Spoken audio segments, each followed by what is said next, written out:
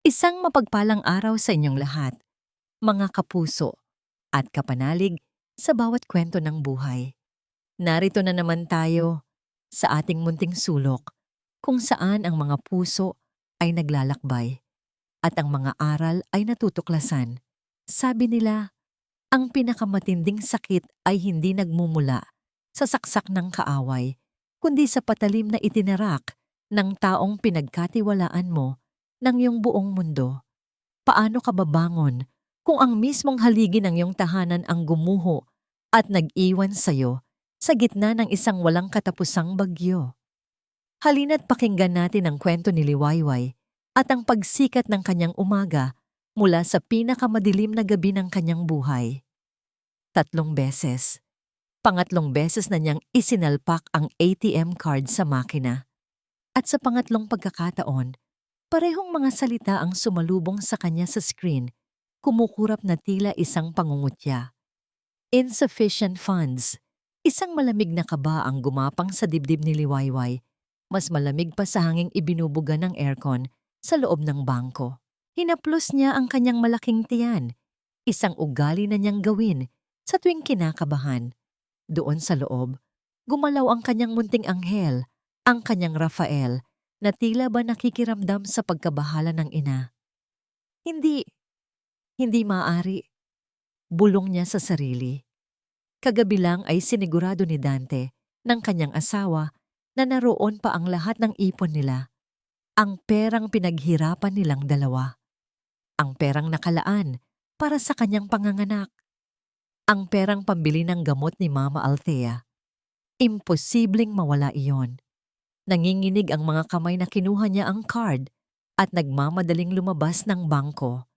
Ang kaninang ambon ay isa ng malakas na ulan.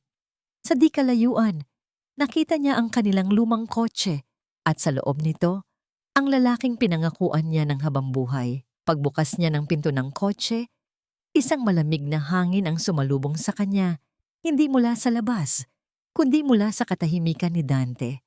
Nakatingin lang ito sa kalsada, ang mga daliri ay mariing nakahawak sa manibela. Dante, may problema sa bangko, simula ni Liwayway, hirap na huminga. Sabi wala raw laman ng account natin. Baka nagkamali lang sila ng sistema, di ba? Kailangan nating bumalik doon. Hindi kumibo si Dante. Ang tanging maririnig lang ay ang malakas na patak ng ulan sa bubong ng kotse at ang mabilis na pagpintig ng puso ni Liwayway. Dante, nakikinig ka ba? Unti-unti nang nababasag ang kanyang boses. Ang pera, para sa panganganak ko, para sa mga gamot ni Mama. Sa wakas, lumingon si Dante. Ngunit ang mga matang tumingin sa kanya ay hindi na ang mga matang puno ng pagmamahal na dati niyang kilala. Ang mga ito'y blanko, walang emosyon, na tila ba nakatingin siya sa isang estranghero. Wala nang problema sa sistema, Liwayway. Sabi nito sa isang boses na kasing lamig ng yelo. At wala na ring laman ng account. Anong ibig mong sabihin?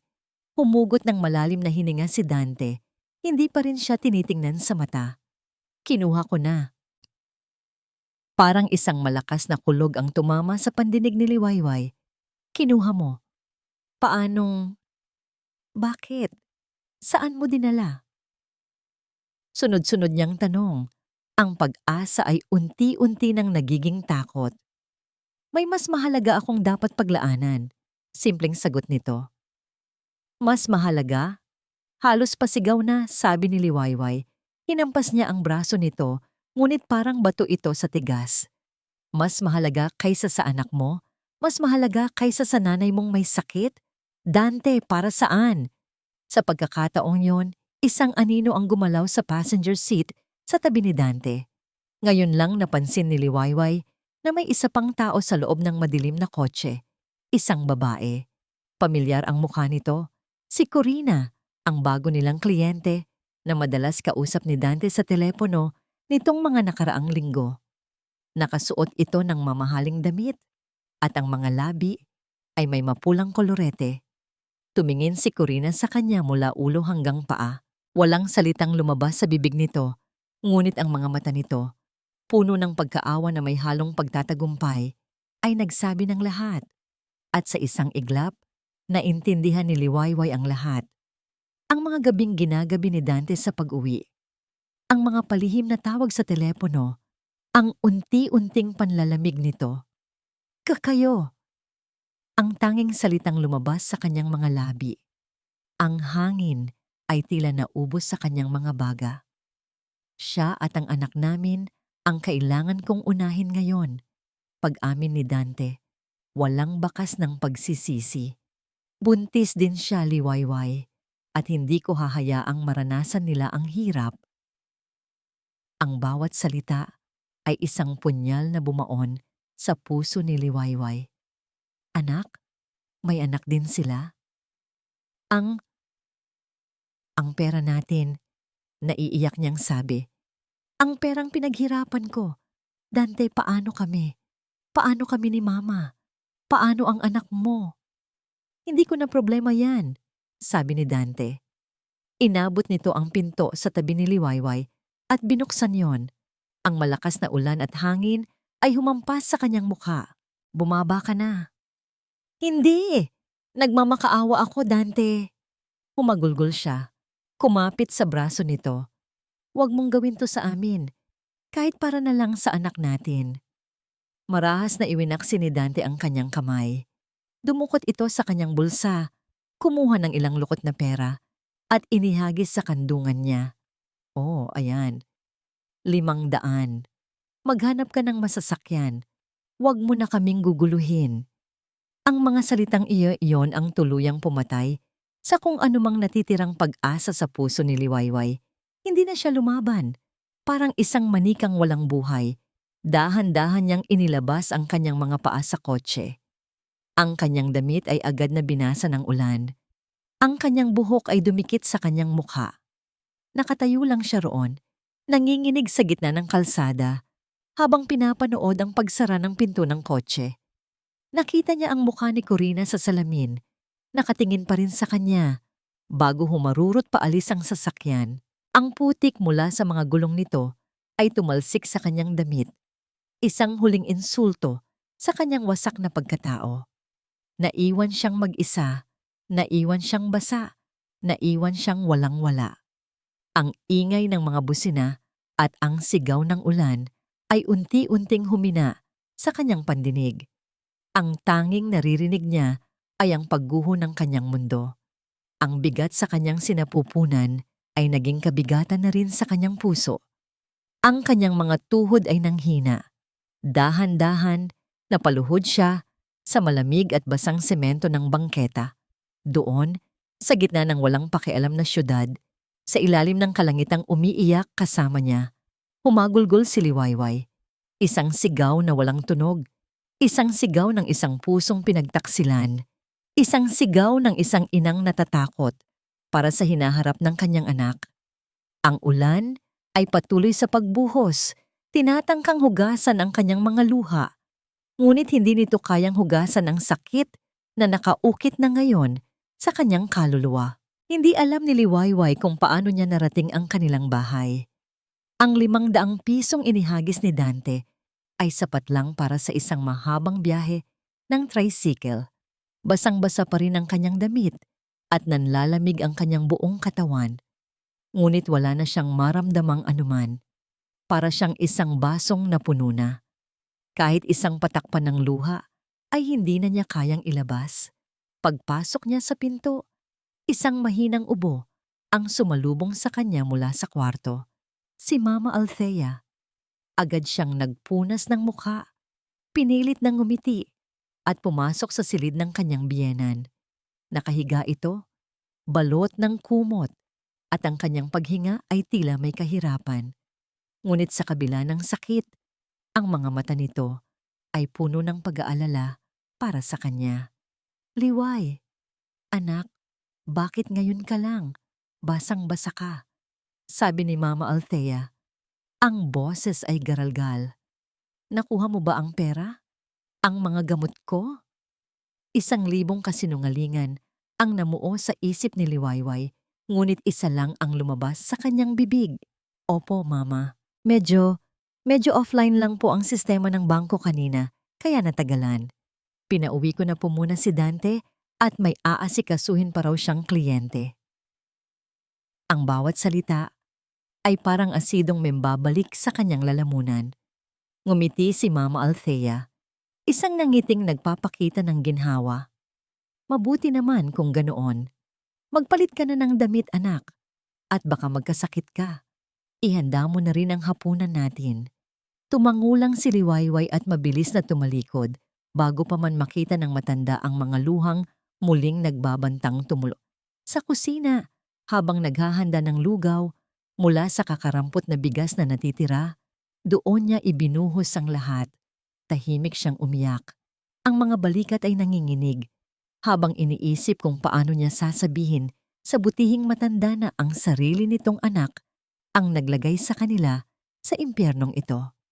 Kinabukasan, habang nagpapakain siya kay Mama Althea, biglang tumunog ang kanyang telepono. Isang numerong hindi rehistrado. "Hello?" sagot niya. "Si Liwayway ba to? Asawa ni Dante?" Tanong ng isang magaspang na boses ng lalaki sa kabilang linya.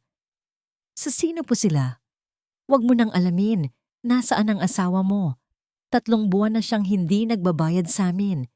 Sabihin mo sa kanya, 1 linggo na lang ang palugit niya. Kung hindi, yang bahay niyo ang susunugin namin." Isang malakas na kalabog ang narinig niya bago pinatay ang tawag. Nanigas si Liwayway sa kinatatayuan. Ang kutsara ay lumaglag mula sa kanyang nanginginig na kamay. Mga umuutang? Hindi lang pala sila iniwan. Iniwanan din sila ng utang. Ang takot ay biglang napalitan ng isang desperadong determinasyon. Kailangan niyang kumilos. Kailangan niyang humanap ng paraan. Sa mga sumunod na araw, nilibot ni Liwayway ang buong bayan.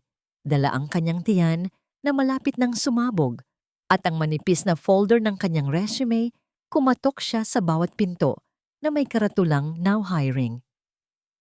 Sa isang karinderya, tiningnan siya ng may-ari mula ulo hanggang paa. "Naku, Hija, delikado sa kalagayan mo rito. Mainit at madulas." Sa isang grocery store, diretsahan siyang sinabihan ng manager, "Pasensya na, miss. Hindi kami pwedeng kumuha ng buntis. Malaking responsibilidad." Maging sa isang laundry shop, kahit nakiusap siyang kahit taga-tupi na lang, isang malungkot na iling ang isinagot sa kanya.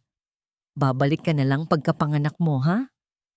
Pagod, gutom, at halos mawalan na ng pag-asa, napaupo siya sa isang bangketa. Tanaw niya mula roon ang isang malawak na lupain kung saan itinatayo ang isang bagong gusali. Baryo Batoasa.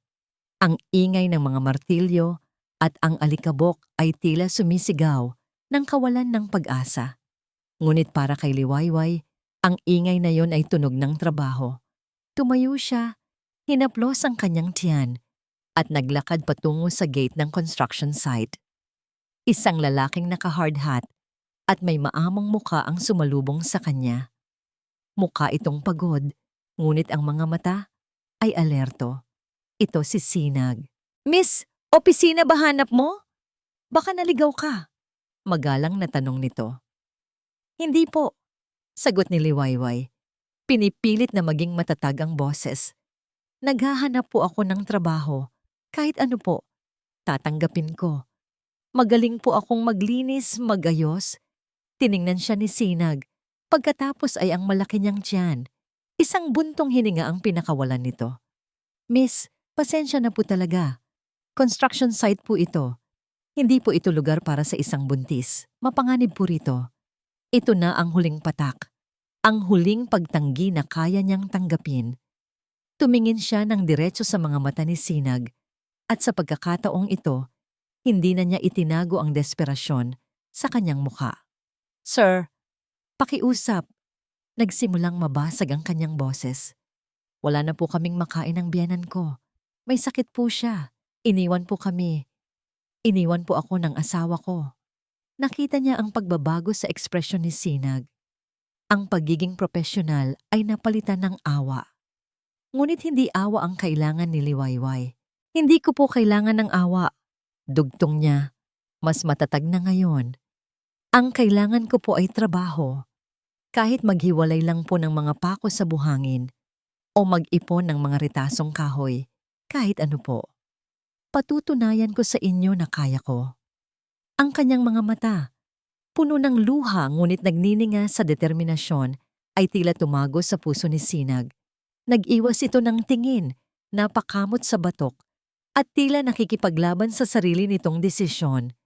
Tumingin ito sa paligid, sa mga nagbubuhat ng semento, sa mga nagwe-welding. Pagkatapos ay muli itong tumingin kay Liwayway.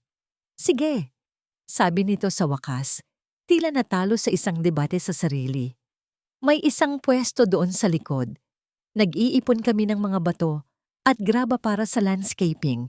Tuturuan kita kung paano i-separate ang mga kulay. Magaan lang yon. Pero sa isang kondisyon, sa unang senyales ng pagod o pananakit ng katawan, titigil ka.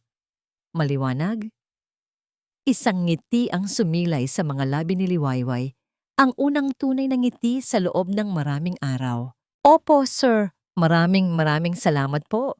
Sinamahan siya ni Sinag sa isang sulok kung saan may isang malaking tumpok ng mga bato.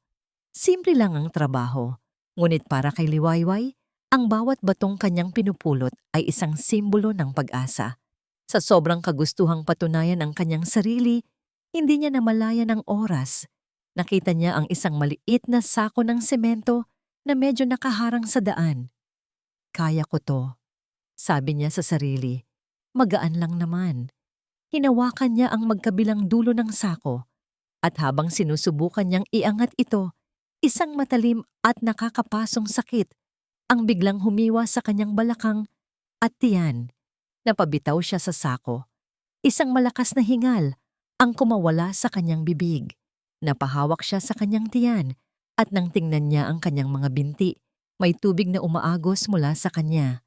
Ang kanyang puso ay kumabog ng pagkaripas-ripas. Hindi pa ngayon. Diyos ko! Ang sigaw ni Sinag ay halos natabunan ng daing ni Liwayway. Sa isang iglap, nawala ang pagiging estrikto at propesyonal ng foreman. Ang nakatayo sa harap niya ay isang taong natataranta, ngunit may malinaw na layunin. Tubig, pumutok na ang panubigan mo, sabi ni Sinag, mas para sa sarili niya kaysa kay Liwayway. Kailangan ka nang dalhin sa ospital. Halika.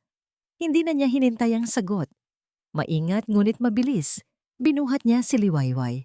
Nagulat si Liwayway sa lakas na taglay ng lalaking payat ang pangangatawan.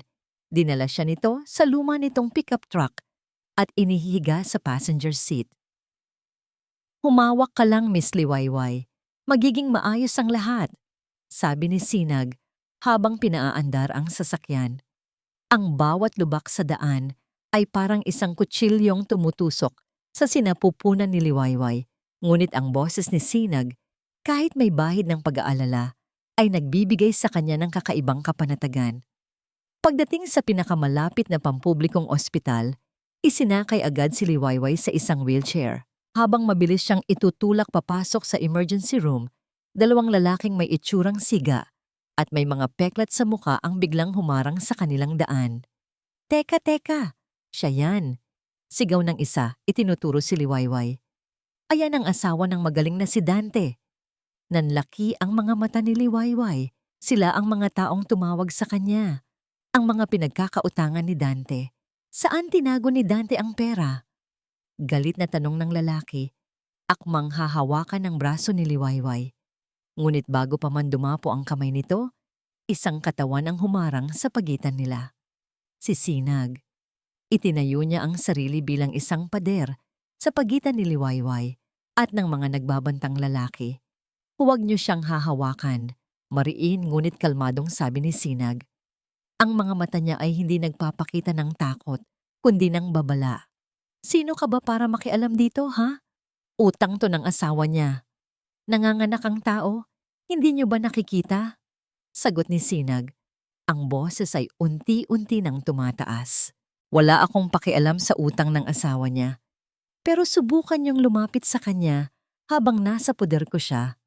Tatawag ako ng mga gwardiya. Umalis na kayo kung ayaw niyong magkaproblema.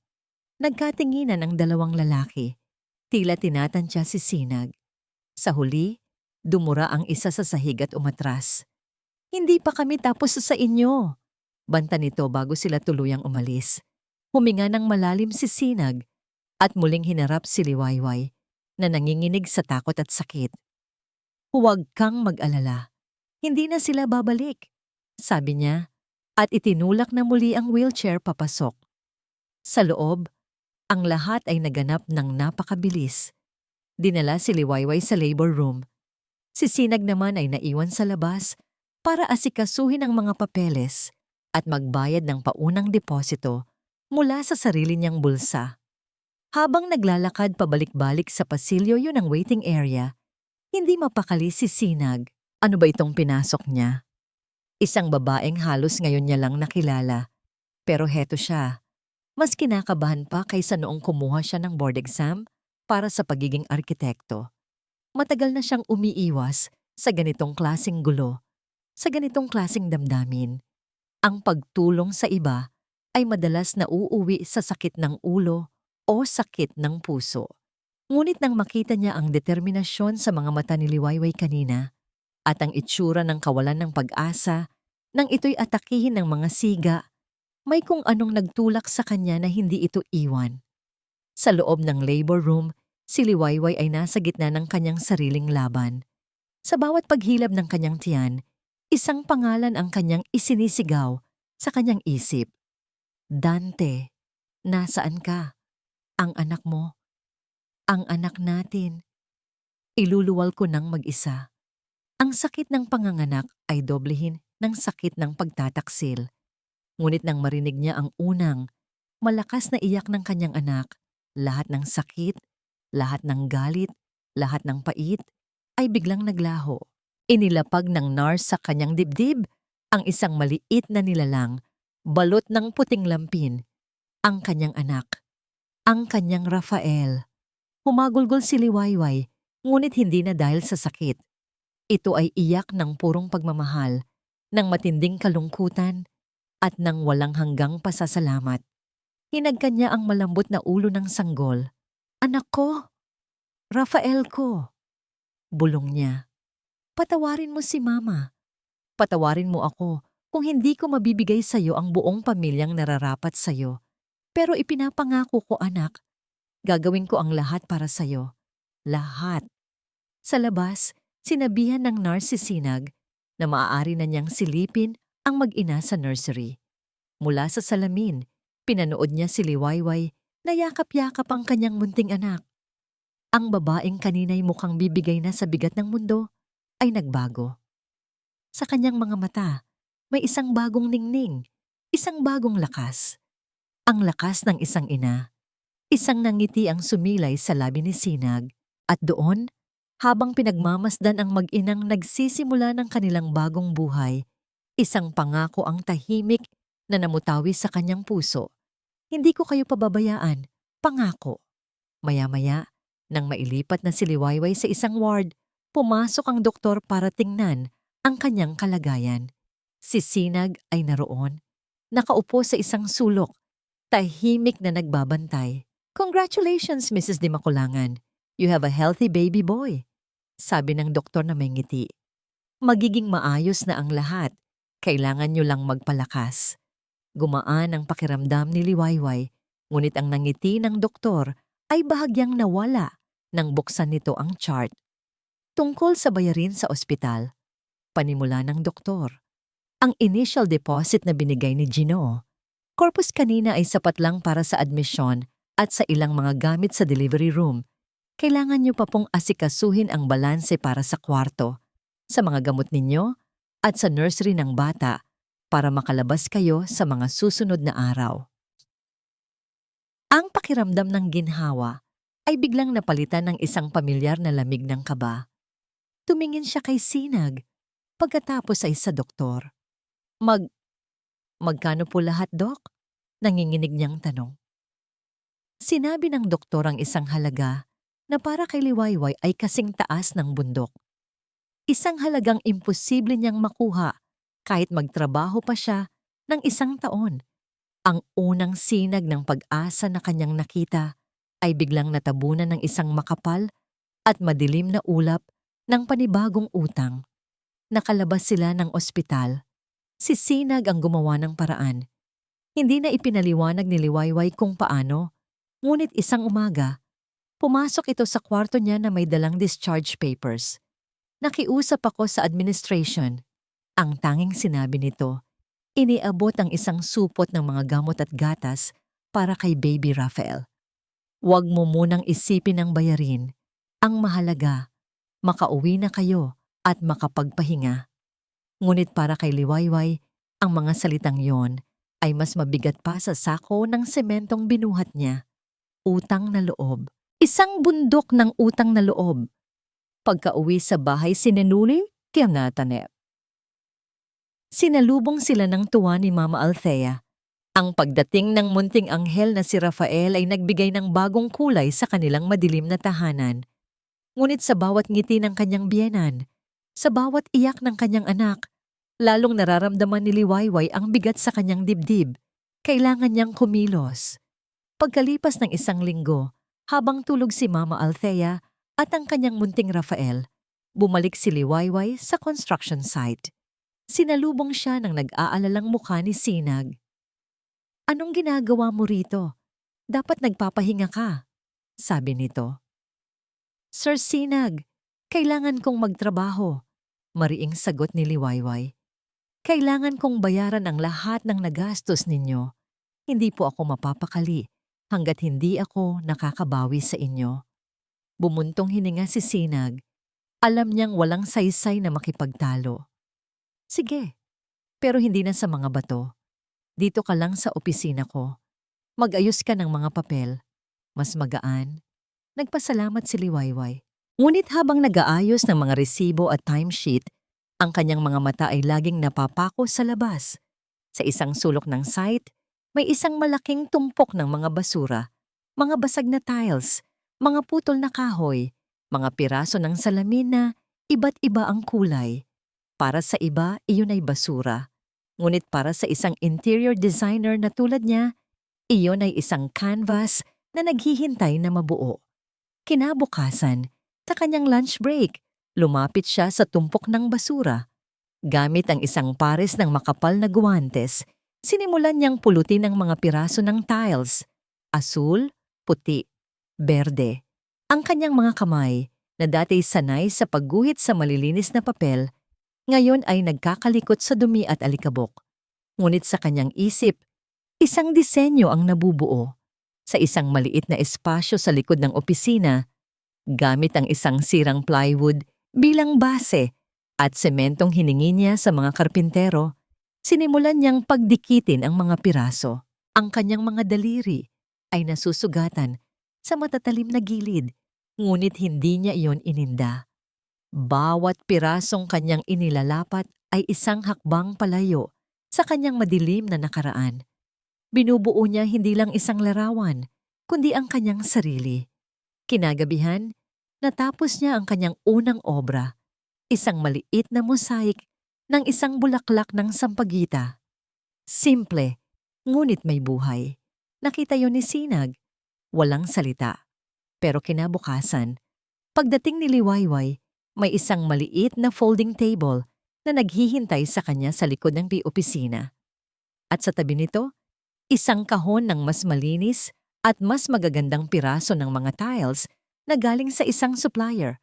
Paulit-ulit iyon. Isang araw, isang maliit na tent, ang biglang lumitaw para hindi siya mainitan.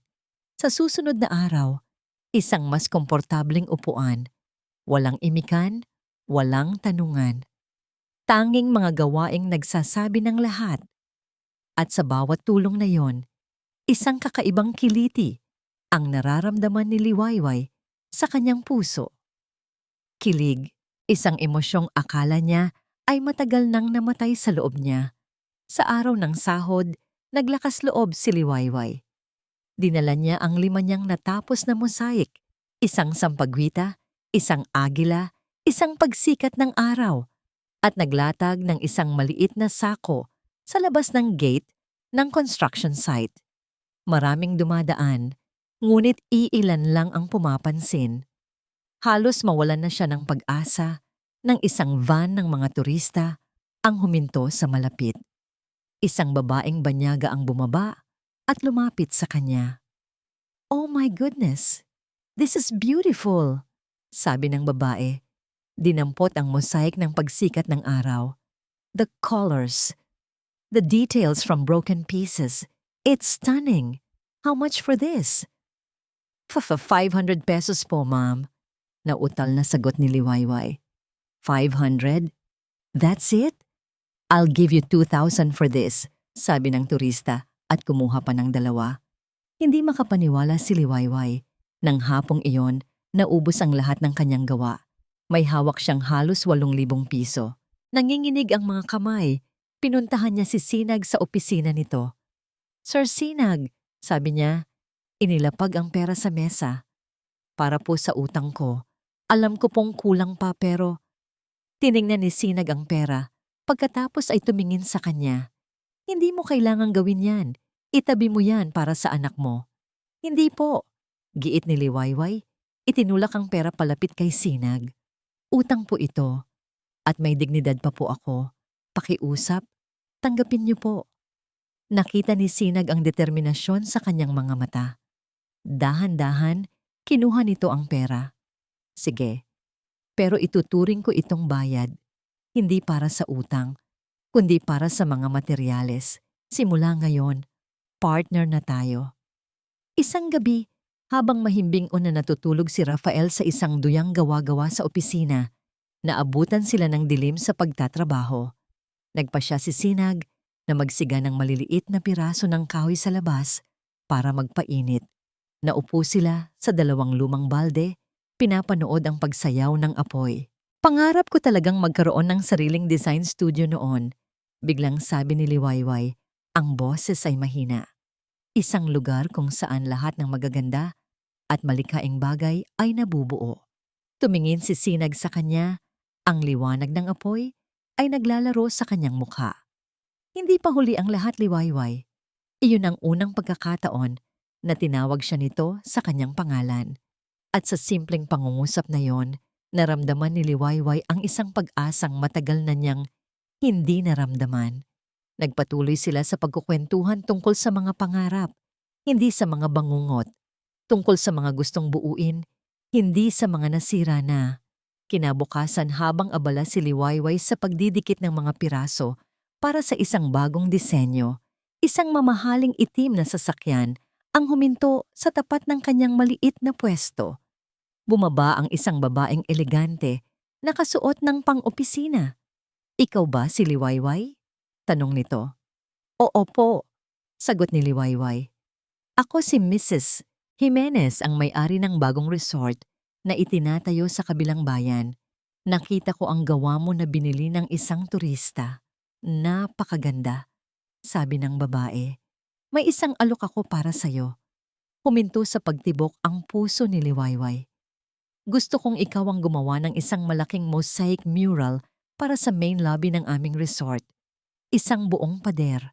Pagpapatuloy ni Mrs. Jimenez, "At handa akong magbayad ng malaki para rito." Pakiramdam ni Liwayway ay nananaginip siya. Ito na. Ito na ang pagkakataong hinihintay niya. Talaga po?" "Oo, pero may isang problema," sabi ng babae. Ang ngiti ay bahagyang nawala. "Ang grand opening ay sa loob ng 1 buwan.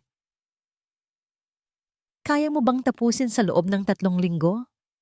3 linggo, isang buong pader, sa maliit niyang pwesto na gawa sa sako, gamit ang mga patapong materyales. Walang siyang gamit, walang siyang malaking espasyo, walang siyang katulong. Ang pangarap na abot kamay na niya ay biglang naging isang imposibleng hamon. Naiwang nakatulala si Liwayway habang papalayo ang sasakyan ni Mrs. Jimenez. Ang alok ay parang isang panaginip, ngunit ang kondisyon ay isang bangungot. 3 linggo, isang buong pader.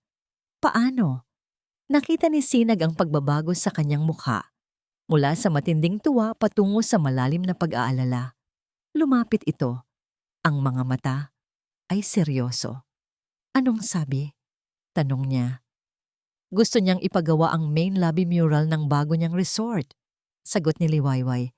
Ang boses ay halos pabulong. Pero 3 linggo lang ang ibinigay niya. Imposible, Sir Sinag. Wala akong lugar. Wala akong gamit. Hindi ko kaya. Tumingin si Sinag sa maliit na pwesto ni Liwayway. Pagkatapos ay sa mga kamay nitong may mga gasgas na. Hindi siya sumagot agad. Sa halip sinabi niya, halika, may ipapakita ako sa'yo. Nagtatakang sumunod si Liwayway. Dinala siya ni Sinag sa pinakadulong bahagi ng construction site, sa isang malaking ngunit luma ng bodega na matagal nang hindi ginagamit. Puno ito ng alikabok, mga sapot ng gagamba, at mga lumang materyales na nakatambak sa isang sulok. Maaari nating gamitin to, sabi ni Sinag. Ang boses ay kalmado at puno ng katiyakan. Pero ang dumi, ang dilim, alanganing sabi ni Liwayway. Ngumiti si Sinag, isang bihirang nangiti na nagpaliwanag sa kanyang mukha. Liwayway, kung kaya mong gumawa ng sining mula sa mga basag na piraso, ano ang isang bodega lang na puno ng alikabok? At sa mga salitang yon, nagsimula ang lahat. Kinabukasan, isinara muna ni Sinag ang bodega sa ibang mga trabahador. Silang dalawa ang nagtulungan. Nagwalis sila ng alikabok na halos 1 pulgada ang kapal. Nagtanggal sila ng mga sapot ng gagamba na sinlaki ng mga panyo. Itinabi nila ang mga lumang gamit. Si Sinag, gamit ang kanyang karanasan, ay nagkabit ng mga pansamantalang ilaw at nagbukas ng mga bintana para sa maayos na bentilasyon. Habang naglilinis, nakita ni Liwayway ang isang panig ni Sinag na hindi pa niya nakikita. Sa isang piraso ng lumang karton, bigla itong kumuha ng lapis at nagsimulang gumuhit. Hindi ito basta-bastang guhit. Ito ay isang professional na floor plan, kung saan ilalagay ang working table para tama ang daloy ng hangin, kung saan isasabit ang mga ilaw para walang anino, at kung saan itatambak ang mga materyales. Akala ko, foreman ka lang? Hindi napigilang itanong ni Liwayway. Napahinto sa pagguhit si Sinag. Tumingin ito sa malayo na tila may inaalala. Marunong lang ng kaunti. Iyon lang ang sinabi nito at nagpatuloy na sa kanyang ginagawa. Isang sagot na nag-iwan ng mas maraming tanong kaysa kasagutan. Sa mga sumunod na araw at gabi, ang bodega ay naging kanilang mundo. Si Liwayway, gamit ang isang malaking plywood na ibinigay ni Sinag, ay sinimulang idisenyo ang mural. Si Sinag naman, gamit ang kanyang mga koneksyon, ay nakakuha ng mas maraming patapong tiles mula sa ibang mga construction site. Nagiging routine na nila ang lahat. Sa umaga, darating si Liwayway kasama si Baby Rafael. Habang gumagawa siya, ang bata ay mahimbing na natutulog sa isang duyan sa sulok. Si Sinag naman ay mag-aasikaso ng kanyang trabaho bilang foreman. Ngunit palagi siyang sumusulyap at bumabalik sa bodega para tumulong. Naghahalo sila ng semento. Nagbubuhat sila ng mga mabibigat na sama-sama silang kumakain ng kanilang simpleng pananghalian. Isang gabi, habang abala sila sa pagdidikit ng maliliit na piraso, sabay nilang inabot ang iisang paleta para sa grout. Ang kanilang mga kamay ay nagdikit. Ang magaspang na kamay ni Sinag na sanay sa bakal at semento, at ang mas maliit na kamay ni Liwayway na may mga guhit ng sining at pagod. Nagkatinginan sila. Sa ilalim ng liwanag ng isang bumbilya, ang oras ay tila huminto. Walang nagsalita. Tanging ang tunog ng kanilang paghinga at ang mabilis na pagtibok ng kanilang mga puso. Unang umiwas ng tingin si Sinag. Bahagyang namumula ang mga tainga. Sige, sayo na muna, nautal niyang sabi. Ngumiti lang si Liwayway at nagpatuloy sa trabaho, ngunit ang init ng kamay ni Sinag ay nanatili sa kanyang balat. Isang araw, habang pinagmamasdan ang kanilang nabubuong obra, sinabi ni Liwayway, kailangan natin ng pangalan para sa ginagawa natin. Anong pangalan? Tanong ni Sinag. Sinaglikha Designs, sabi ni Liwayway. Ang mga mata ay nagniningning. Sinag, para sa pag-asa at liwanag na binigay mo sa akin, at likha, para sa lahat ng magagandang bagay na kaya nating buuin mula sa mga wasak na piraso. Napatingin si Sinag sa kanya at sa unang pagkakataon, nakita ni Liwayway sa mga mata nito ang isang emosyong hindi niya pa nakikita dati. Isang paghanga na may halong malalim na pagmamahal. Dumating ang huling gabi bago ang deadline. Halos hindi na sila natutulog. Ang buong pader ng plywood ay isa ng nagliliwanag na obra maestra, isang higanting pagsikat ng araw sa ibabaw ng dagat, nagawa sa libo-libong piraso ng kumikinang na tiles at salamin. Nakatayo silang dalawa sa harap nito, pagod na pagod, ngunit puno ng kasiyahan. Nagawa natin, bulong ni Liwayway, hindi makapaniwala. Ikaw ang gumawa niyan, sagot ni Sinag. Tinulungan lang kita. Hindi, sabi ni Liwayway. Lumingon siya rito. Nagawa natin to, tayong dalawa. Sa sandaling iyon, sa gitna ng kanilang tagumpay, habang ang kanilang mga puso ay puno ng pag-asa, biglang tumunog ang telepono ni Sinag. Ang tunog ay tila isang matalim na ingay na bumasag sa kanilang tahimik na sandali. Kinunutan niya ito ng noo. Kinuha mula sa kanyang bulsa. Isang hindi pamilyar na numero. Hello, sagot niya. Biglang nagbago ang kanyang itsura. Ang nangiti sa kanyang mga labi ay nawala. Ang kanyang mga balikat ay nanigas. Ang liwanag sa kanyang mga mata ay napalitan ng isang madilim na anino mula sa nakaraan. Paano mo nakuha ang numero ko? Tanong niya sa kabilang linya. Ang boses ay malamig at may diin. Anong kailangan mo? Hindi naririnig ni Liwayway ang nasa kabilang linya, ngunit nakikita niya ang epekto nito kay Sinag. Nakita niya kung paano nag-iba ang aura ng lalaking nagbigay sa kanya ng liwanag. Ibinaba ni Sinag ang tawag ng walang paalam. Tumayo lang siya roon, nakatingin sa kawalan. Sinag, may problema ba? Nag-aalalang tanong ni Liwayway. Hindi siya sumagot. Sa katahimikan ng bodega, sa harap ng kanilang obra maestra na sumisimbolo sa pag-asa, isang boses ng babae mula sa nakaraan ang umalingaw-ngaw sa isip ni Sinag. Isang boses na matagal na niyang sinubukang kalimutan. Sinag, alam kong nandyan ka. Nandito na ako. Naging isang malaking tagumpay ang mural.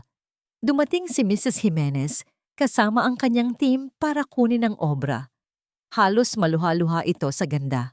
Ang bayad ay ibinigay ng buo, isang halagang hindi pa nahahawakan ni Liwayway sa buong buhay niya. Ang unang ginawa niya ay iabot ang kalahati kay Sinag. Hindi! Mariing tumanggi si Sinag. Para sa'yo at kay Rafael yan. Ang sa akin ay ang sahod ko bilang foreman. Ngunit sa pagkakataong ito, si Liwayway ang nagpumilit. Partner tayo, di ba? Ito ang sinaglikha. Hindi lang likha. Sa huli, isang maliit na bahagi lang ang tinanggap ni Sinag. Sapat lang daw para maibalik ang puhunan niya. Ang ngiti ni Liwayway ng araw na yon ay abot langit. Sa wakas, mayroon na silang sapat na pera para sa mga gamot ni Mama Althea, para sa gatas ni Rafael, at para sa isang maliit na simula. Ngunit ang liwanag na yon ay hindi nagtagal. Pagkatapos ng gabing tumawag ang misteryosong babae, nagbago si Sinag. Ang dating tahimik, ngunit palaging nariyan na presensya ay napalitan ng isang malayong katahimikan. Ang mga mata niyang dati laging nakasubaybay sa kanya. At kay Rafael, ay ngayoy laging nakatitig sa kawalan. Kapag kinakausap siya ni Liwayway, ang mga sagot niya ay maikli at tila pilit. Ang dating komportableng katahimikan sa pagitan nila habang nagtatrabaho ay naging isang nakakabinging katahimikan na puno ng mga nandits. Madalas niya itong nakikitang may kausap sa telepono, palaging lumalayo. Ang boses ay mahina, ngunit puno ng tensyon. Para kay Liwayway, ang lahat ng ito ay pamilyar. Isang pamilyar na sakit, isang pamilyar na takot. Narito na naman, bulong ng isang bahagi ng kanyang isip, ang unti-unting panlalamig. Ang dahan-dahang paglayo. Ganitong-ganito nagsimula ang lahat kay Dante. Sinubukan niyang labanan ang isiping iyon. Iba si Sinag. Hindi siya si Dante. Ngunit ang sugat ng pagtataksil ay napakalalim at ang takot na maiwang muli ay isang lason na unti-unting kumakalat sa kanyang puso. Isang hapon, habang abala siya sa pag-sketch ng mga bagong disenyo sa loob ng kanilang bodega, isang anino ang tumabon sa kanyang papel. Inangat niya ang kanyang tingin at nakita ang isang babaeng nakatayo sa may pintuan. Napakaganda nito. Ang kanyang buhok ay perpektong nakaayos. Ang kanyang damit ay simple, ngunit mamahalin. Ang kanyang mga kuko ay bagong manicure at ang kanyang sapatos na may takong ay tila hindi nababagay sa maalikabok na lupa ng construction site. Isang amoy ng mamahaling pabango ang humalo sa hangin. Ang babae ay tumingin sa paligid ng bodega, sa mga sako ng semento at mga tumpok ng tiles na may bahid ng pandidiri sa kanyang mukha. Pagkatapos, ang mga mata nito ay bumagsak kay Liwayway. "Nasaan si Sinag?" tanong nito. Ang boses ay matinis at puno ng awtoridad na para bang naguutos sa isang katulong. Nasa site po, may inaasikaso," sagot ni Liwayway. Biglang nahiya sa kanyang suot na luma at may mantsang t-shirt. Sakto namang pabalik si Sinag nang makita nito kung sino ang kanyang bisita. Natigilan ito. Ang mukha niya ay biglang namutla. "Isabel?" ang tanging nasabi niya. "Anong ginagawa mo rito?" "Sinusundo ka," sabi ng babae, na ngayon ay ngumiti ng matamis kay Sinag, ngunit ang nangiti ay hindi umabot sa kanyang mga mata. "Hindi mo sinasagot ang mga tawag ko, kaya pinuntahan na kita. Umuwi na tayo sa Maynila, Sinag. Tapos na ang pagtatago mo rito." Ang mga salitang umuwi at Maynila ay tumusok sa puso ni Liwayway. "Wala tayong dapat pag-usapan, Isabel," mariing sabi ni Sinag. "Meron," git ni Isabel. Tumingin ito kay Liwayway. "Pwede mo ba kaming iwanan muna? May mahalaga lang kaming pag-uusapan ng boss mo." Ang pagdiin sa salitang boss ay isang sampal para kay Liwayway. Tumango na lang siya, dinampot ang kanyang sketchpad at naglakad palabas. Ngunit sa halip na dumiretso, nagtago siya sa likod ng isang tumpok ng mga hollow blocks na hindi kalayuan sa bodega. Hindi niya alam kung bakit, ngunit kailangan niyang marinig. Kailangan niyang malaman. "Ano pa bang gusto mo?"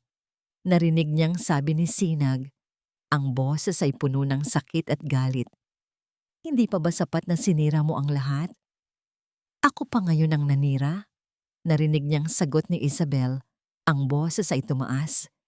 "Ikaw ang tumakbo. Ikaw ang nagtago dito sa probinsya na parang isang duwag.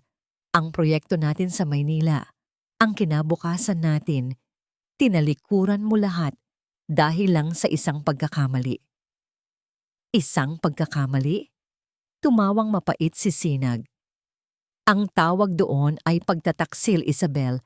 Ipinagpalit mo ako sa kanya. Sa pera niya. Nakita ko kayo. Kaya wag mong isumbat sa akin ang isang bagay na ikaw mismo ang sumira." Pagtataksil. Proyekto sa Maynila. Ang mga salita ay umalingaw-ngaw sa isip ni Liwayway.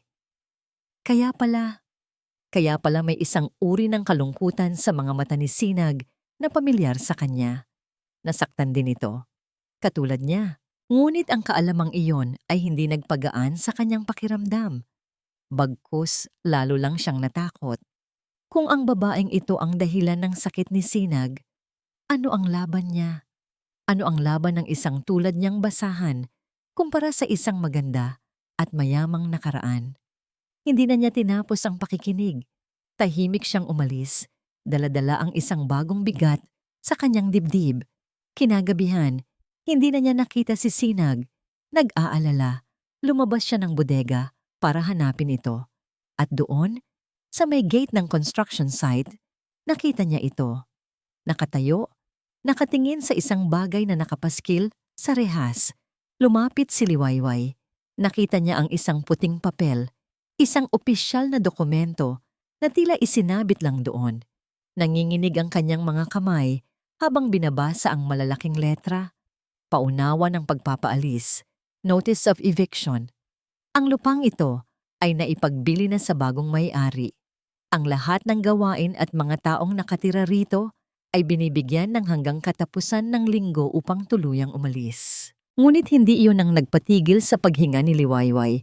Ang nagpayanig sa kanyang buong mundo ay ang pangalan na nakasulat sa pinakababa ng dokumento sa ilalim ng titulong Bagong May-ari, Delmarco Development Group Delmarco.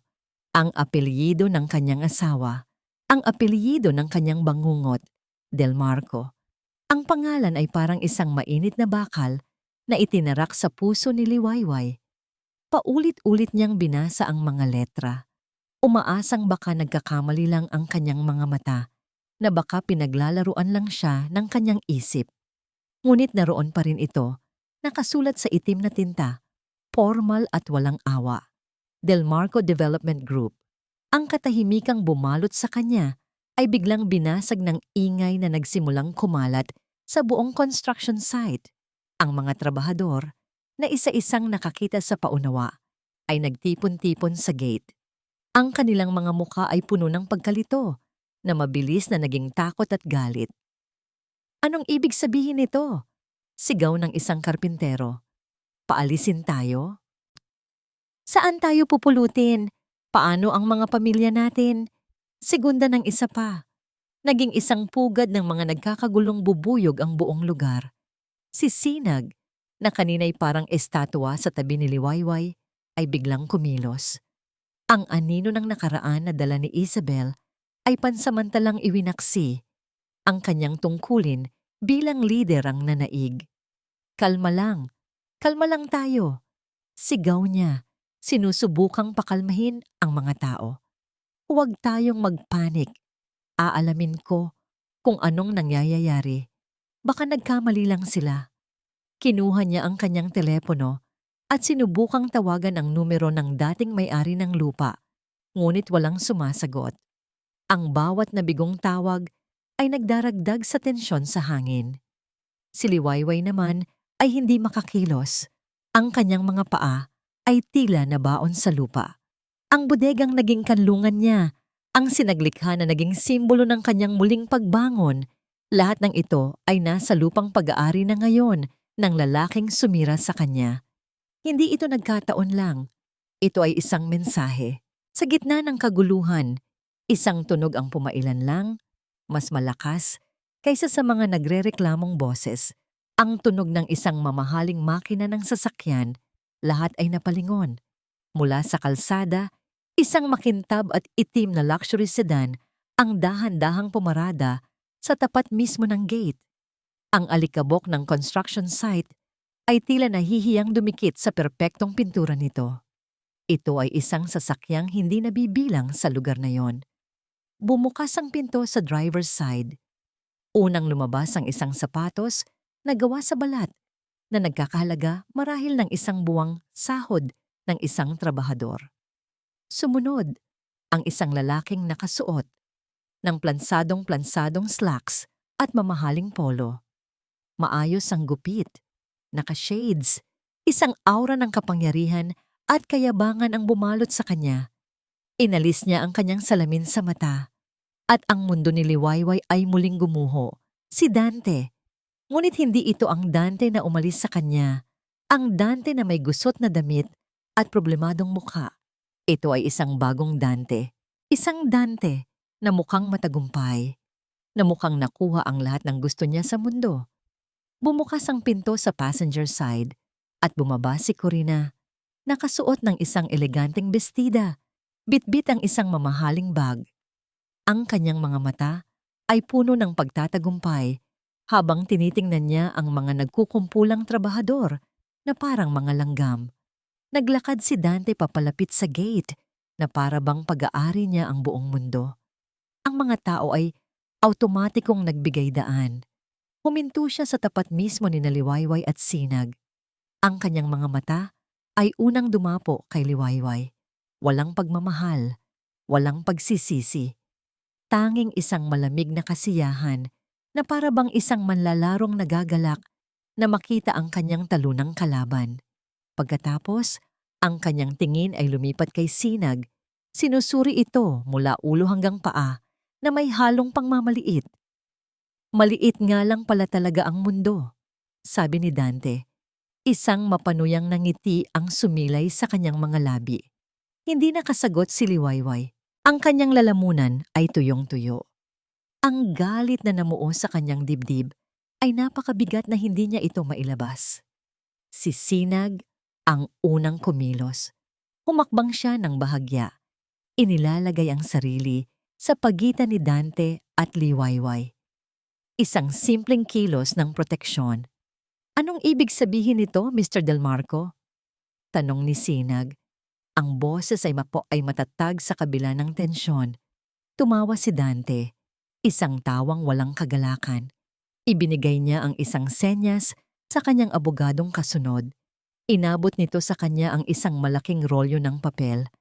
Binuksan ito ni Dante sa harap nilang lahat. Ito ay isang blueprint. Ang blueprint ng isang malaki at marangyang resort. Ito, sabi ni Dante, itinuturo ang blueprint. Ito ang ibig sabihin nito, isang first-class resort.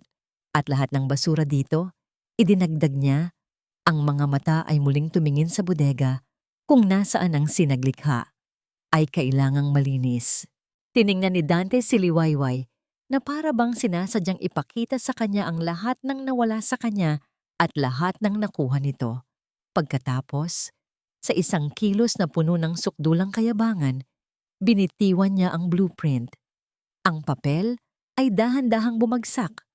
Lumapag sa maalikabok na lupa sa paanan ni Liwayway. Lumapag ito sa ibabaw mismo ng isang maliit na logo na iginuhit ni Liwayway. Gamit ang tisa sa semento, ilang araw lang ang nakalipas. Sinaglikha Designs. Ang pangarap ni Dante ay literal na tumatapakan sa pangarap niya.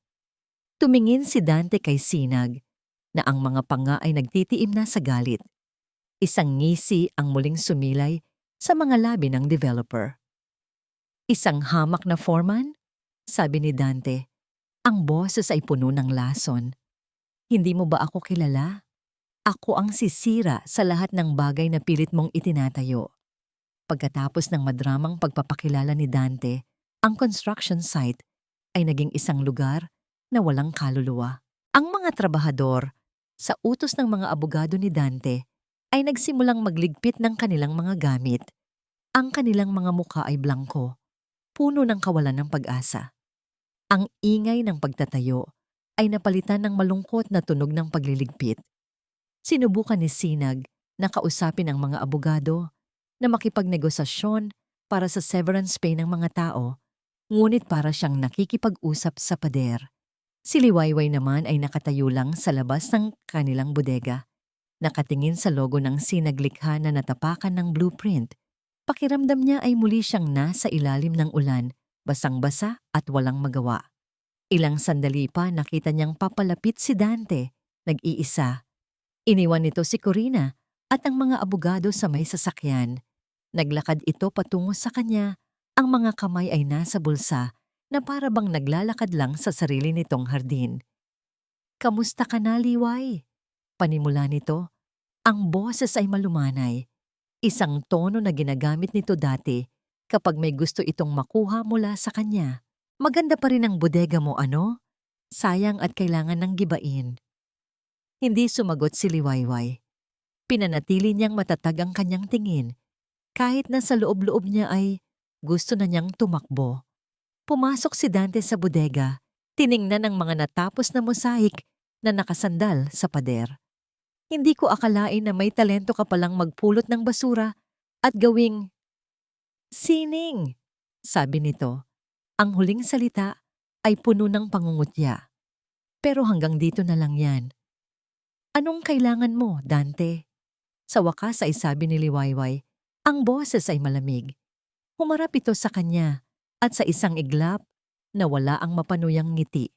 Napalitan ito ng isang seryosong ekspresyon. Nandito ako para mag-alok ng tulong. Tulong? Isang mapait na tawa ang kumawala sa bibig ni Liwayway. Ikaw tutulong? Oo, sabi ni Dante. Lumapit pa ng kaunti, na para bang may ibubulong na sikreto. Alam kong mahirap ang buhay mo ngayon. May anak ka na, di ba?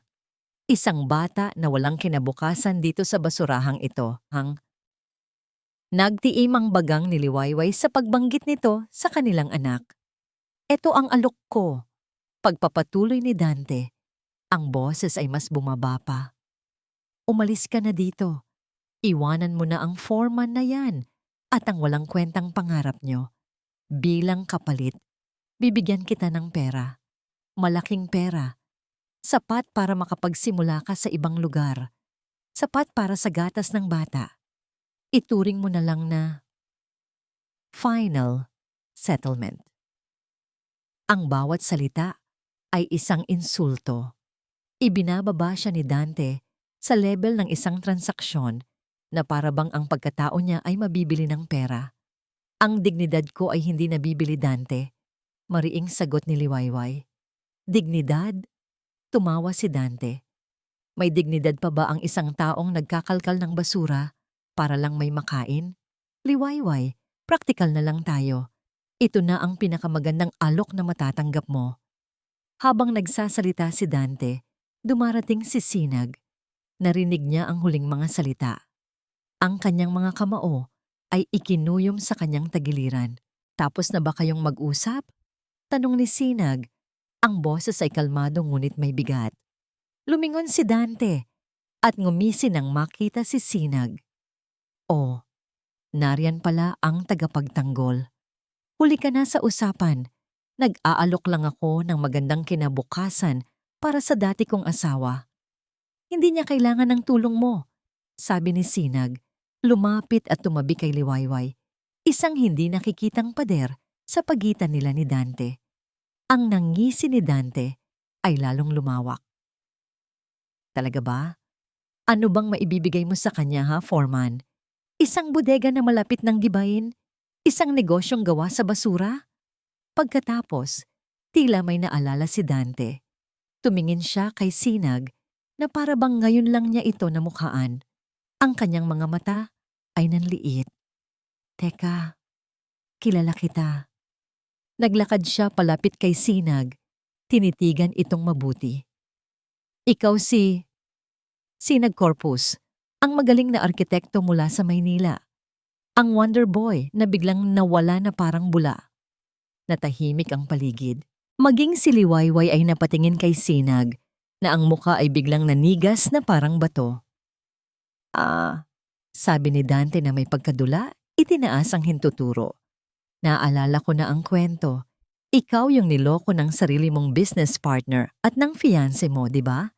Tinakbuhan ka, dinala ang lahat ng pera ng kumpanya nyo, at iniwan kang bagsak na bagsak.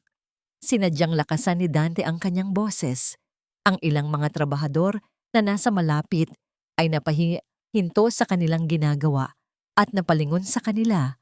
Ang kanilang mga tainga ay bukas sa tsismis. Kaya pala, pagpapatuloy ni Dante, umiiling-iling na parang naaawa. Kaya ka nagtago dito.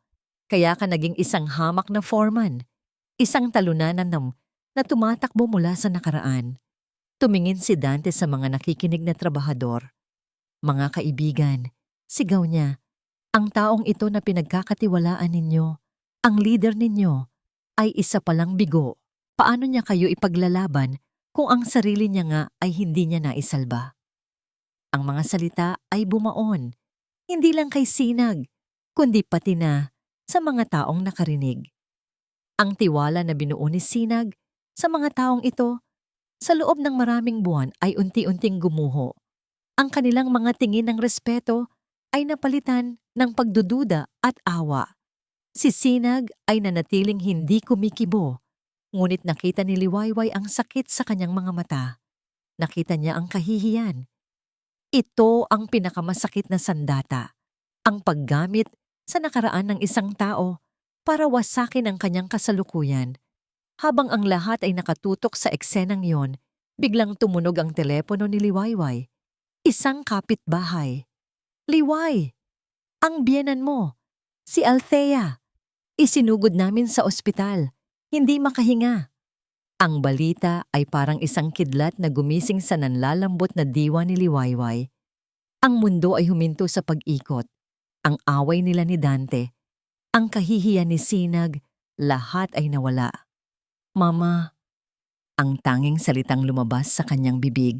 Bago siya makakakilos, may isang kamay na humawak sa braso niya. Si Sinag. Ang sakit sa mga mata nito ay napalitan ng pag-aalala. Sasama ako sa'yo. Ngunit bago pa sila makaalis, napansin ni Liwayway ang isang bagay sa ospital kung saan dinala ang kanyang biyenan. Doon, nakita niya ang huling piraso ng puzzle. Isang bagay na magbibigay sa kanya ng sandata laban kay Dante.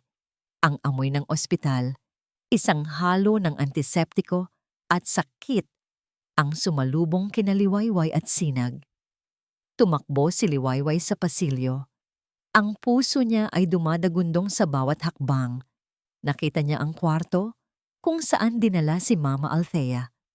Nakahiga ito sa kama, napapaligiran ng mga tubo at aparato. Ang kanyang paghinga ay mababaw at hirap. Isang oxygen mask ang nakatakip sa kanyang bibig at ilong. Ngunit nang makita niya si Liwayway, ang kanyang mga mata ay bahagyang nagmulat, puno ng isang desperadong mensahe. Mama, humahagulgol na, sabi ni Liwayway, hinawakan ang malamig na kamay ng biyenan. Mama, andito na po ako. Lalaban po kayo, ha? Inalis ni Mama Althea ang maskara sa isang iglap. Ang bawat salita ay isang pakikibaka. Liway, anak, wag na po kayo magsalita, Mama. Magpahinga po kayo. Hindi. Iginiit ng matanda. Umiling-iling. Makinig ka. Sa lumang aparador. Sa ilalim ng mga damit. Kinunutan ni Liwayway ang noo. Ano pong nandoon, Mama? Ang kahon. Ang kahon na bakal. Kaya kunin mo. Ang testamento ng tatay mo. Importante. Pagkatapos sabihin iyon, muli siyang napahiga. Hinahabol ang kanyang hininga. Isang nurse ang pumasok at muling isinuot ang oxygen mask sa kanya. Pinakiusapan si Liwayway na sa labas muna maghintay. Nanginginig na lumabas si Liwayway. Sinalubong siya ni Sinag. Ang mga mata ay puno ng pag-aalala. Anong sabi niya? May pinapakuha siya. Isang kahon sa bahay. Tumingin si Liwayway kay Sinag. Ang kanyang mga mata ay puno ng pagmamakaawa. Sinag, pwede bang samahan mo ako? Walang pag-aalinlangan, tumango si Sinag. Nagmamadali silang bumalik sa bahay. Sa kwarto ni Mama Althea, naroon ang isang luma at kahoy na aparador. Binuksan ito ni Liwayway. Ang amoy ng naphthalene balls at lumang tela ang sumalubong sa kanila. Sa ilalim ng mga nakatuping damit, naroon nga isang maliit at metal na kahon na may kalawang na. Dinala nila ito pabalik sa ospital. Sa isang tahimik na sulok ng waiting area, habang si Sinag ay nakabantay, binuksan ni Liwayway ang kahon. Ang laman nito ay mga lumang dokumento, mga litrato ng kanyang mga magulang, ang kanyang birth certificate, ang titulo ng kanilang dating bahay na naibenta na, mga alaala ng isang buhay na matagal nang nawala.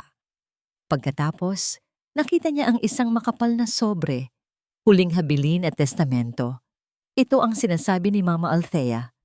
Binuksan niya ito at nakita ang sulat kamay ng kanyang ama. Ngunit hindi iyon ang nakakuha ng kanyang atensyon. Sa ilalim nito, may isa pang dokumento. Mas formal, mas makapal. Deed of Trust Agreement.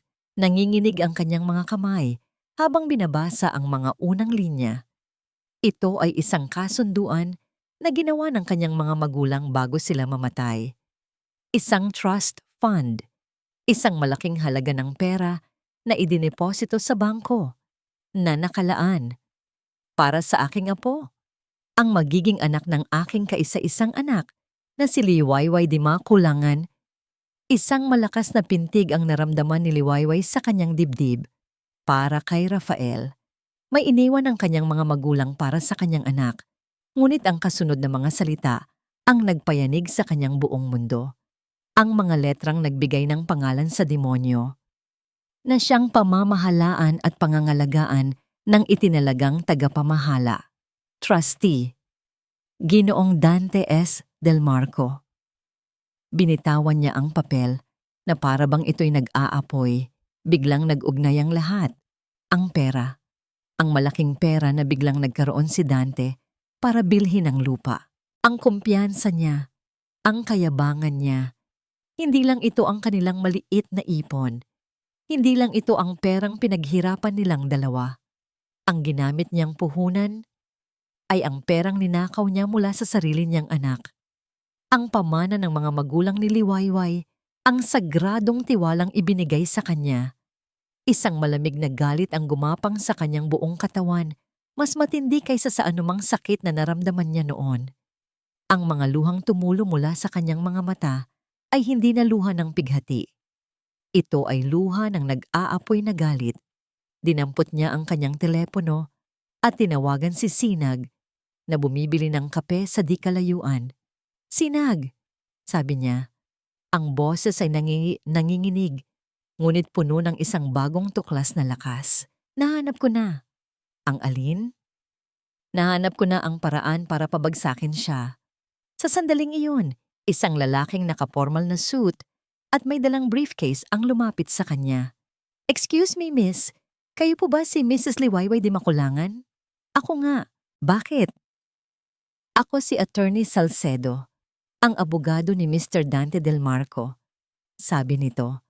Ang boses ay walang emosyon. Nanigas si Liwayway. "Nais ko sanang makausap ang inyong biyenan, si Geng Althea Del Marco." Pagpapatuloy ng abogado. "Kung maaari sana, ng kamilang dalawa." Ang alok ay hindi isang pakiusap. Ito ay isang banta. Alam ni Dante. Alam niyang may alam si Mama Althea. At nandito ang kanyang abogado para patahimikin ito sa anumang paraan. Hindi pinayagan ni Liwayway na makalapit ang abogado ni Dante kay Mama Althea. Sa tulong ni Sinag, hinarang nila ito. Sinabing kailangan ng pasyente ng katahimikan. Sa mga mata ng abogado, nakita ni Liwayway ang pagkabigo, ngunit alam niyang babalik ito.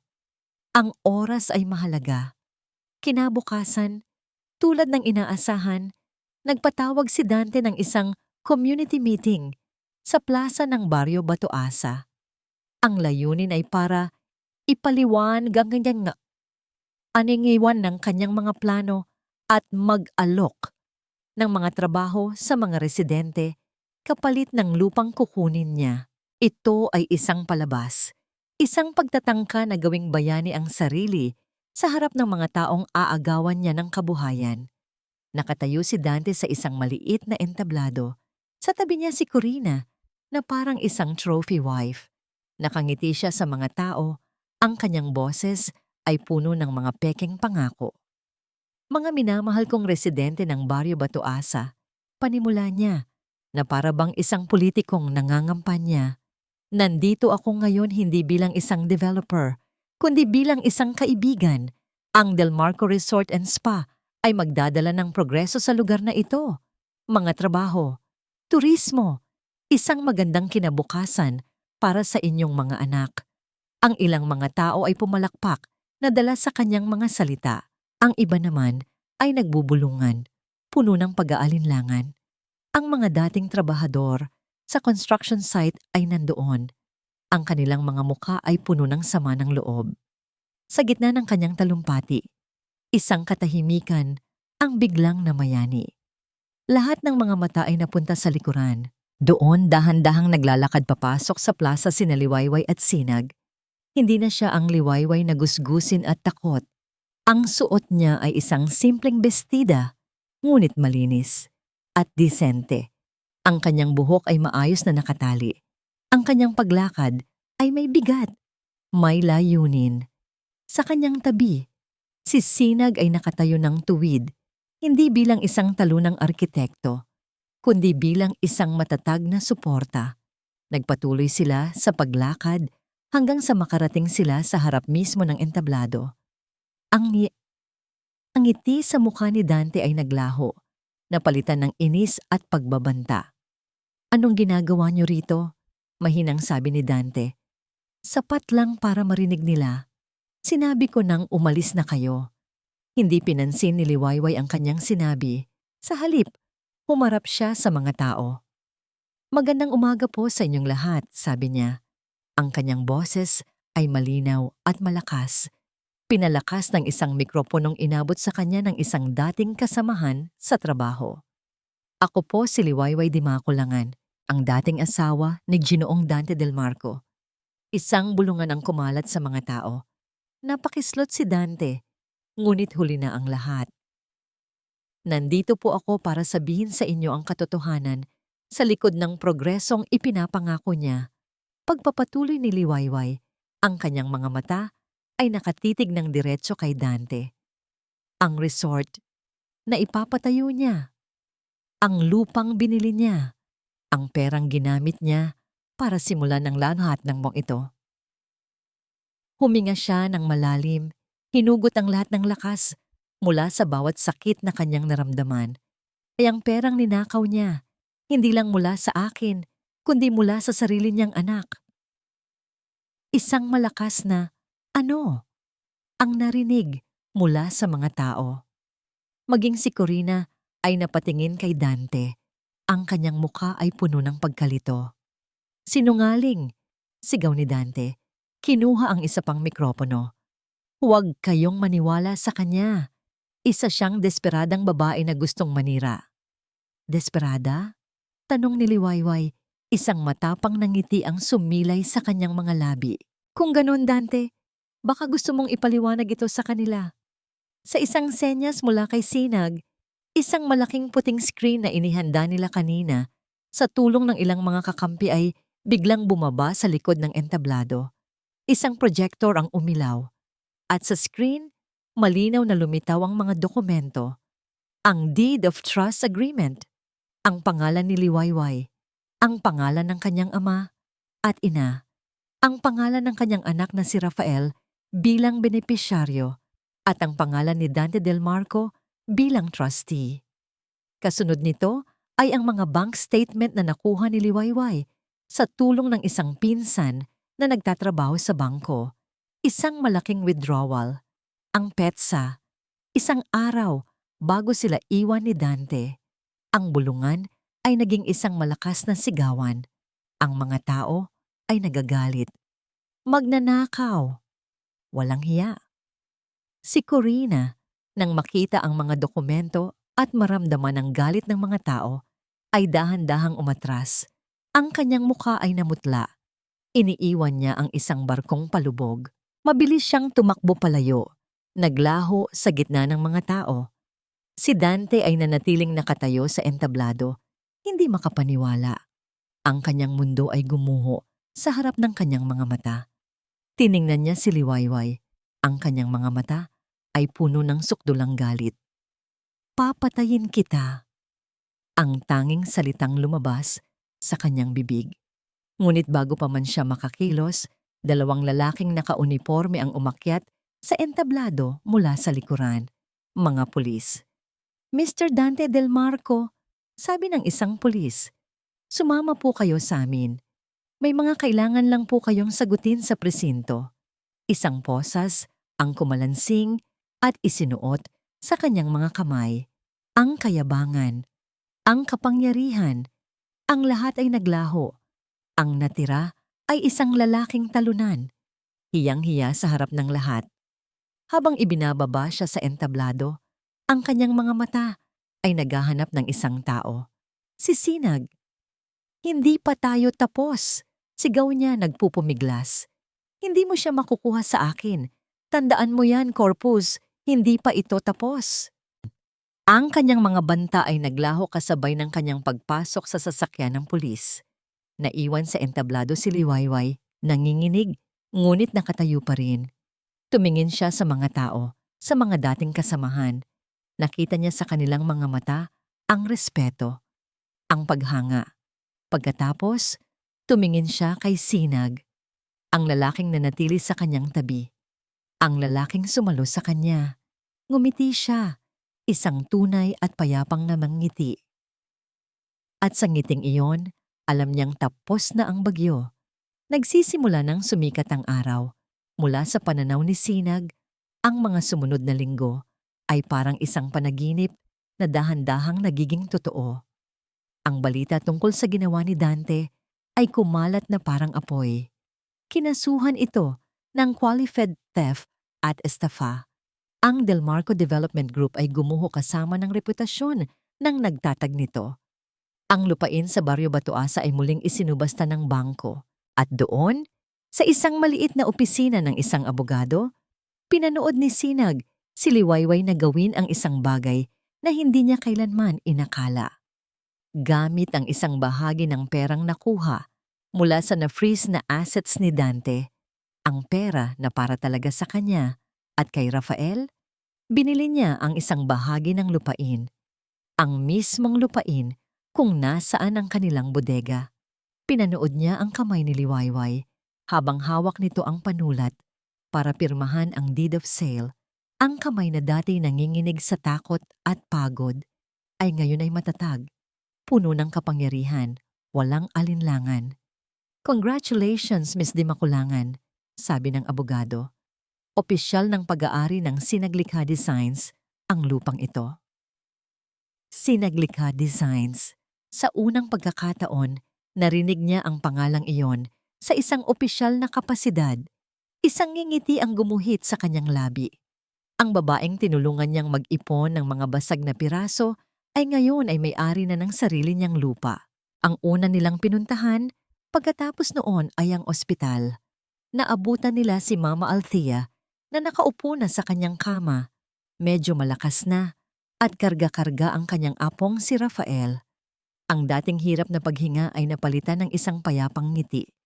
Tumingin ito sa kanilang dalawa na magkatabing nakatayo sa may pinto. Dahan-dahan, inabot nito ang isang kamay ni Liwayway at pagkatapos ay ang isang kamay ni Sinag at pinagdikit ang mga ito sa ibabaw ng natutulog na si Rafael. Walang salitang binitiwan ng matanda, ngunit ang kanyang mga mata, na puno ng luha ng pasasalamat at pagpapala, ay nagsabi ng lahat. Iyon ang basbas na hindi alam ni Sinag na kailangan pala niya. Isang gabi, pagkatapos ng isang mahabang araw ng pag-aasikaso ng mga papeles para sa bagong kumpanya, dinala ni Sinag si Liwayway sa dalampasigan, malayo sa ingay ng construction site. Tanging ang tunog lang ng mga alon at ang liwanag ng buwan ang kanilang kasama.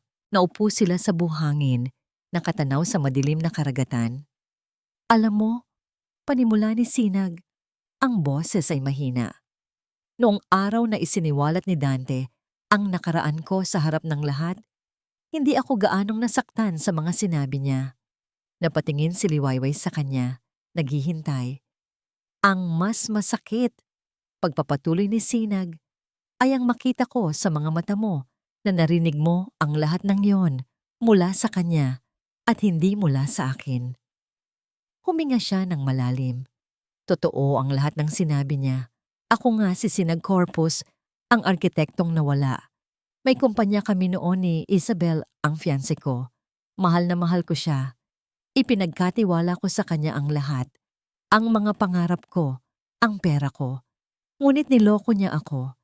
Kinuha niya ang lahat kasama ang best friend at business partner ko at iniwan akong walang-wala. Tumingin siya kay Liwayway at sa unang pagkakataon, ipinakita niya ang lahat ng sakit na matagal na niyang itinatago. Tumakbo ako. Nagtago ako rito. Ipinangako ko sa sarili ko na hindi na ako muling magtitiwala, na hindi na ako muling magmamahal, na hindi na ako muling bubuo ng kahit ano, dahil ang lahat ng binuo ko ay nawasak lang. Hinawakan ni Liwayway ang kanyang kamay. Ang init nito ay gumapang sa kanyang kalamigan. "Pero dumating ka," sabi ni Sinag. Ang boses ay nagsimulang mabasag. "Dumating ka. Dala-dala ang sarili mong mga wasak na pangarap. At habang tinutulungan kitang buuin ang mga piraso ng sayo, hindi ko namamalayan. Binubuo mo na rin pala ang mga piraso ng sa akin. Tinitigan niya ito ng diretso sa mata. Liwayway, tinuruan mo akong magtiwala ulit. Ikaw at si Rafael, ipinakita niyo sa akin na may mga bagay pa rin sa mundong ito na karapat-dapat buuin, na karapat-dapat ipaglaban. Inangat niya ang kamay ni Liwayway at dinala ito sa kanyang labi. Hinalikan ito ng magalang. Hindi ko maipapangako sa iyo ang isang perpektong buhay. Marami pa tayong pagdadaanan, sabi niya. Pero maipapangako ko sa iyo ang puso ko, ang katapatan ko, ang buhay ko. Liwayway, hayaan mo akong tulungan kang buuin ang pamilyang ipinagkait sa inyo. Hayaan mo akong maging ama kay Rafael at maging asawa sa iyo. Buuin natin ang sarili nating pamilya. Tumulo ang mga luha mula sa mga mata ni Liwayway. Ngunit ngayon, ito ay mga luha ng purong kaligayahan. Ang sakit ng nakaraan ay tila tuluyan ng hinugasan ng mga alon. Ngumiti siya. Isang ngingiti na mas maliwanag pa sa buwan. Ngunit sa halip na sumagot ng oo, isang bagay ang kanyang sinabi. Bago ang lahat, bulong niya. May isang lugar lang akong gustong puntahan muna. At gusto kong ikaw ang magsama sa akin doon. Hindi nagtanong si Sinag kung saan sila pupunta. Nagtiwala siya. Kinabukasan, isinama ni Liwayway si Sinag sa isang tahimik na lugar sa labas ng bayan. Isang sementeryo na napapaligiran ng mga puno ng kalachuchi. Dinala niya ito sa harap ng dalawang simpleng puntod na magkatabi. Leonardo Di Maculangan Amelia.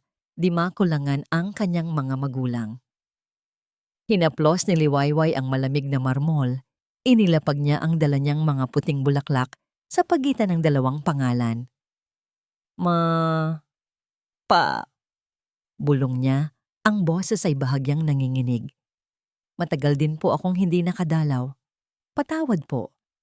Huminga siya ng malalim at pagkatapos ay lumingon kay Sinag na tahimik na nakatayo sa kanyang likuran, nagbibigay ng espasyo at respeto.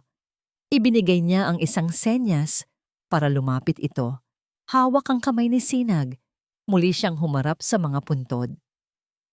Mapa, gusto ko po sanang ipakilala sa inyo ang isang tao, sabi niya, at isang ngangiti ang sumilay sa kanyang mga labi. Ito po si Sinag. Siya po ang nagbalik ng liwanag sa buhay ko. Siya po ang nagturo sa akin kung paano muling bumuo. At siya po ang lalaking mamahalin ko, kasama ang inyong apo, habang buhay. Isang butil ng luha ang pumatak mula sa mata ni Liwayway, ngunit pinunasan niya ito agad. Ang luhang yon ay hindi na para sa sakit, kundi para sa isang matamis na paalaam sa nakaraan at isang masayang pagbati sa hinaharap. Tumingin si Sinag sa kanya.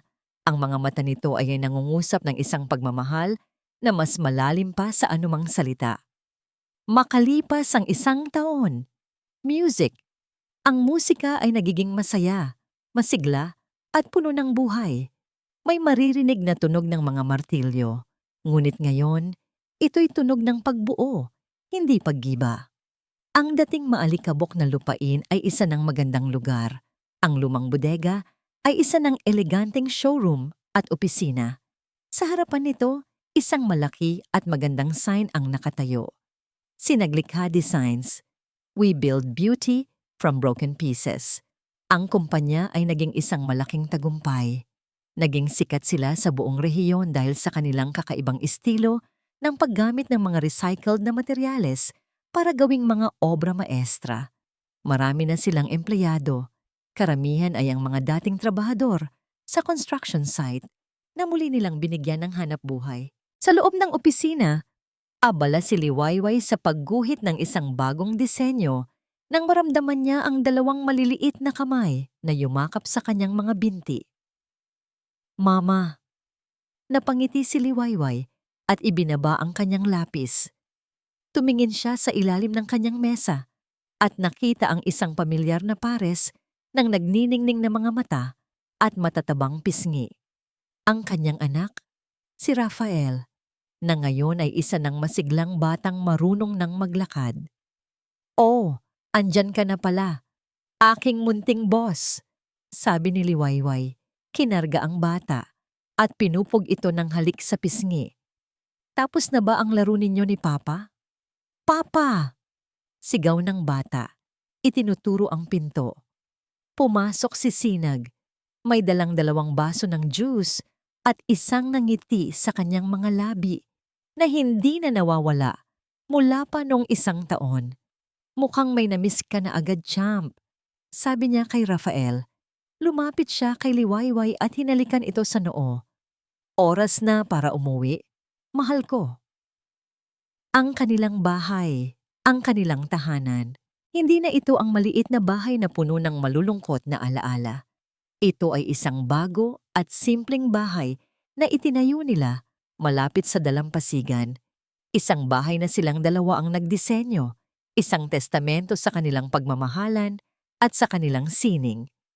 Pagdating sa bahay, pagkatapos ng hapunan, habang natutulog na si Mama Althea sa sarili nitong kwarto, dinala nila si Rafael sa kanilang paboritong lugar, ang balkonahe na nakaharap sa dagat. Nakatayo si Liwayway, karga-karga si Rafael, habang papalapit ang bukang Liwayway. Ang kalangitan ay nag-aagaw sa kulay lila at kahel. Mula sa likuran, niyakap siya ni Sinag. Ipinatong nito ang kanyang baba sa balikat ni Liwayway habang ang mga kamay nito ay yumakap sa kanila ng kanyang anak. Ipinatong naman ni Liwayway ang kanyang kamay sa ibabaw ng kamay ni Sinag. Isang perpektong yakap, isang buong pamilya. Itinuro ni Rafael ang dahan-dahang sumisikat na araw. "Wow! Wow!" ang tanging nasabi ng bata. "Oo, anak," bulong ni Liwayway. Ang puso ay puno ng kapayapaan. "Tingnan mo, ang Liwayway." Naramdaman niya ang paghigpit ng yakap ni Sinag. Bumulong ito sa kanyang tainga. Ang boses ay puno ng pagmamahal. "Ang ating Liwayway." Humarap si Liwayway kay Sinag. Ang kanilang mga mata ay nagtagpo. Sa likod nila, ang araw ay tuluyan ng sumikat. Hinuhugasan ang buong mundo ng isang ginintuang liwanag. At doon, sa gitna ng kanilang bagong umaga, hinalikan siya ni Sinag. Hindi ito isang halik ng pagnanasa, kundi isang halik ng pangako. Isang halik ng kapayapaan. Isang halik na nagsasabing, "Nandito na tayo. Nakauwi na tayo." At dito po nagtatapos ang kwento ni Liwayway at Sinag. Isang kwentong nagpapatunay na kahit gaano kadilim ang gabi ng pagtataksil, palaging may pagsikat na naghihintay. Ipinakita sa atin ni Liwayway na ang tunay na lakas ay hindi nasa paglimot, kundi nasa paggamit ng mga pira-pirasong sakit ng nakaraan para buuin ang isang mas matatag at mas magandang kinabukasan. At higit sa lahat, ipinakita sa atin ni Sinag na ang tunay na pag-ibig ay hindi dumarating para ayusin ka, kundi dumarating para samahan kang buuin ang iyong sarili. Maraming salamat po sa inyong walang sawang pagsubaybay at pakikinig sa ating kwento. Naway napulutan ninyo ito ng aral at inspirasyon. Ang inyong suporta ang nagsisilbing lakas namin upang magpatuloy. Ano pong masasabi ninyo sa kwento ni Liwayway at Sinag? At anong klaseng kwento naman ang gusto ninyong marinig sa susunod? I-comment nyo lang po sa ibaba. Hindi dito nagtatapos ang ating paglalakbay. Marami pa pong kwentong kasing ganda at mas puno ng aral dito sa aming channel. Kung nagustuhan nyo ang kwentong ito, i-like, i-share sa pamilya at mga kaibigan, at mag-subscribe na rin para lagi kayong updated sa mga susunod pa naming kwento. I-click nyo ang notification bell para kayo ang unang makarinig kapag may bago kaming upload.